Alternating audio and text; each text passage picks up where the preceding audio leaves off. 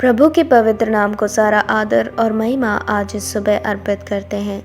आप सभी प्रियजनों को प्रभु यीशु मसीह के नाम से मेरा स्नेह अभिवादन। इफिसियों की पत्री उसका 6 अध्याय उसका 2 वचन। अपनी माता और पिता का आदर कर, यह पहली आज्ञा है जिसके साथ प्रतिज्ञा भी है। इस अनुग्रहित वचन से माता और पिता का आदर करो विषय लेते हुए आज का वचन मनन करने में प्रभु हमारी सहायता करने पाए। प्रियो, जो हम आज हैं उसके पीछे परमेश्वर के बाद यदि हम किसी के कर्जदार हैं तो वो है हमारे माता पिता। जड़ रूप से हमारे माता पिता को ही नहीं परंतु हमारे आत्मिक बढ़ोतरी में सहायक हमारे आत्मिक माता पिता का भी आदर करना है, ऐसा वचन हमें बताता है। व्यवस्था विवरण 27वां अध्याय उसका 16वां वचन। शापित हो वह जो अपने पिता या माता को तुच्छ जाने। हम बड़े हुए, हम हमारे लिए पर्याप्त हैं, हम स्वाधीन हैं, इसलिए हमारे माता पिता को कोई ज्ञान नहीं या अब उनसे कुछ करा नहीं जाएगा, ऐसे ख्याल शैतान की ओर से आते हैं और यह हमें जानना होगा। यिर्मयाह भविष्यवक्ता के समय यहोवा के जन यहोवा की बात नहीं मानते थे और ना ही उनका आदर करते थे। अपने जन को यिर्मयाह भविष्यवक्ता के द्वारा परमेश्वर एक परिवार के विषय में बताते हैं।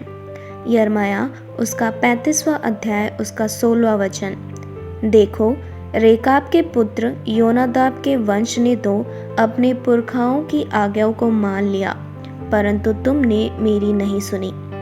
इसलिए प्रियो, परमेश्वर हमें हर समय अपने जन को देख रहा है।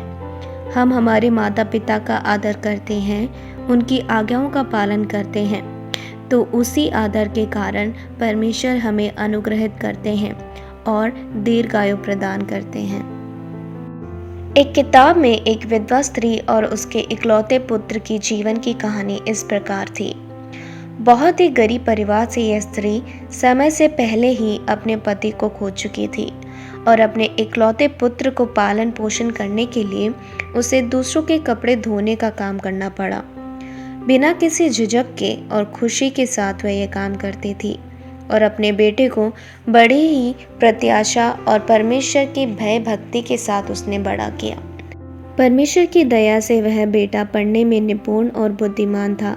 हर कक्षा में अच्छा प्रदर्शन करते हुए अपने स्नातक की डिग्री तक पहुंचा और उसके स्नातक के स्तर की पढ़ाई के दिन के समारोह के लिए उसके अध्यापकों ने उसे संदेश देने के लिए चुना, परंतु समारोह में आने के लिए उसकी माताजी ने मना कर दिया। जब बेटे ने कारण पूछा तब माताजी ने कहा, बेटे, मेरे पास समारोह में आने के लिए अच्छे कपड़े नहीं हैं जिसे मैं पहन के वहां आ पाऊं। जब वहाँ बड़े बड़े लोग अच्छे कपड़े पहन के आएंगे तब मैं वहाँ पुराने और फीके रंग के कपड़े पहन के आऊँगी तो वह तेरे स्तर के लिए अच्छा नहीं रहेगा। माताजी की यह बातें सुन के बेटे ने कहा, माताजी, आप ऐसी बातें ना कहें, मैं आपको लेके कभी भी लज्जित नहीं होऊंगा। इस दुनिया में यदि मैं किसी का कर्जदार हूँ तो वो है आप। यदि आप समारोह में नहीं आएंगी तो मैं भी नहीं जाऊंगा। वह माताजी को मनाता रहा और फिर अपनी माताजी का हाथ पकड़कर उन्हें समारोह में ले गया। बहुत ही मनोहर और सुंदर समारोह का आयोजन किया गया था और फिर बेटे के संदेश देने का समय आया। उसने बहुत ही अच्छे से अपने संदेश को दिया और उसके बाद उसके प्रधान अध्यापक ने उसे स्वर्ण पदक देके उसे सम्मानित किया।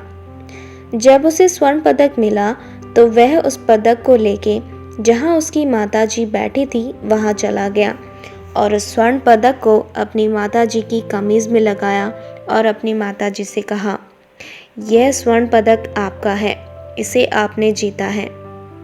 यह देखते हुए वहां समारोह में आए हुए सब लोग बहुत जोरों से तालियां बजाने लगे और उनकी आंखों में नमी आ गई।